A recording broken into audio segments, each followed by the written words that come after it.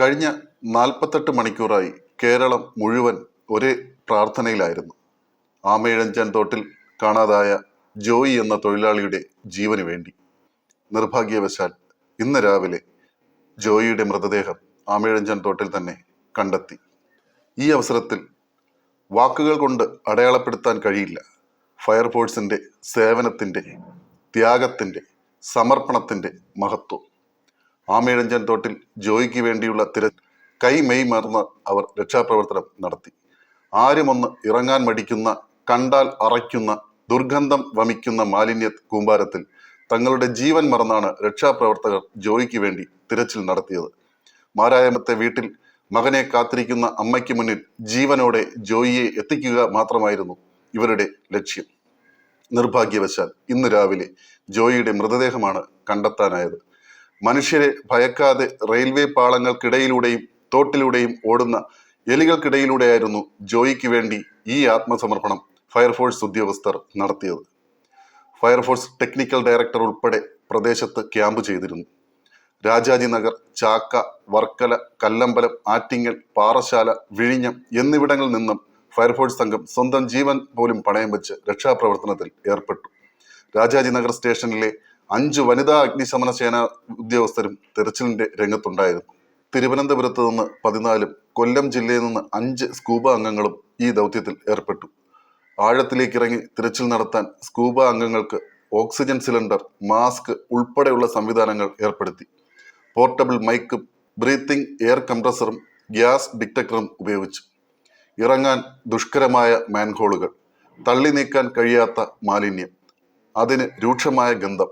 കരാർ തൊഴിലാളി ജോയിയെ കണ്ടെത്താനുള്ള ദൗത്യം ദുഷ്കരമാക്കുന്നത് നിരവധി ഘട്ടങ്ങളാണ്. മുങ്ങൽ വിദഗ്ധർ ഇറങ്ങിയെങ്കിലും പാറ പോലെ ഉറച്ചുപോയ മാലിന്യം കാരണം ഭൂഗർഭ ഓടയിലൂടെ അധിക ദൂരം മുന്നോട്ട് പോകാൻ അവർക്കായില്ല.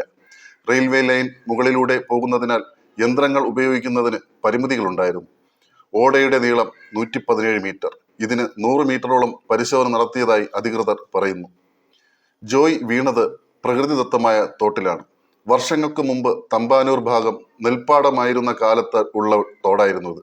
ചാക്കയിൽ നിന്ന് തമ്പാനൂരിലേക്ക് 1931 റെയിൽവേ ലൈൻ എത്തിയപ്പോഴാണ് തോട് ട്രാക്കിനടിയിലായത്. പിന്നീട് കോർപ്പറേഷനും ജലവിഭവ വകുപ്പുമെല്ലാം പല ഘട്ടങ്ങളിലായി തോട്ടിൽ നിർമ്മാണ പ്രവർത്തനങ്ങൾ നടത്തി. തമ്പാനൂർ കോഫി ഹൗസ് മുതൽ പവർ ഹൗസ് വരെ ഭൂമിക്കടിയിലൂടെയാണ് തോട്. ഓടയിലേക്ക് ഇറങ്ങാൻ മാൻഹോളുകൾ മാത്രമാണ് ആശ്രയം.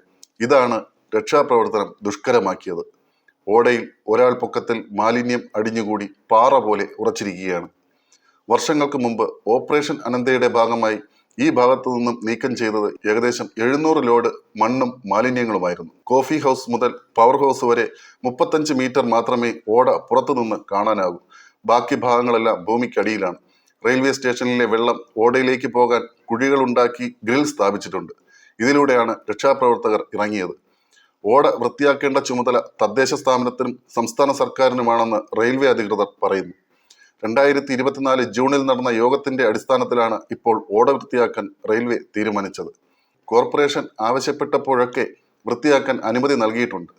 റെയിൽവേ ലൈൻ കടന്നു പോകുന്നതിനാൽ യന്ത്രങ്ങൾ ഉപയോഗിച്ചുള്ള പ്രവർത്തനത്തിന് നിയന്ത്രണം ഉണ്ടെന്നും റെയിൽവേ അധികൃതർ പറയുന്നു. പഴവങ്ങാടി തോട്, ആമയിഴഞ്ചാൻ തോട്, വഞ്ചീർ തോട് എന്നെല്ലാം ഈ തോടിന് വിളിപ്പേരുണ്ട്. മ്യൂസിയം ഒബ്സർവേറ്ററി ഹില്ലിൽ നിന്നും ആരംഭിച്ച് ബേക്കറി, ചെങ്കൽച്ചൂള, തമ്പാനൂർ, പഴവങ്ങാടി, വഞ്ചിയൂർ, പാറ്റൂർ, കണ്ണമ്പുല വഴി ആക്കുളം കായലിലേക്കാണ് ഇതിലെ വെള്ളം എത്തുന്നത്. ശുചീകരണ തൊഴിലാളിയെ കണ്ടെത്താൻ മാലിന്യമാണ് വെല്ലുവിളിയായത്. എത്ര ശുചീകരിച്ചാലും ആഴ്ചകൾക്കുള്ളിൽ മാലിന്യം നിറയും. നഗരത്തിന്റെ പ്രധാന ഭാഗങ്ങളിലൂടെ കടന്നു പോകുന്ന ഓടയിലേക്ക് മാലിന്യം വലിച്ചെറിയുന്നതാണ് പ്രശ്നം. പ്ലാസ്റ്റിക്കാണ് പ്രധാനമായി ഒഴുക്കിന് തടസ്സമാകുന്നത്. കിഴക്കേക്കോട്ട ഭാഗത്തെ വെള്ളക്കെട്ട് മാറ്റാൻ ഓപ്പറേഷൻ അനന്തയുടെ ഭാഗമായി 2014 ചെലവഴിച്ചത് 24 കോടിയോളം രൂപയായിരുന്നു.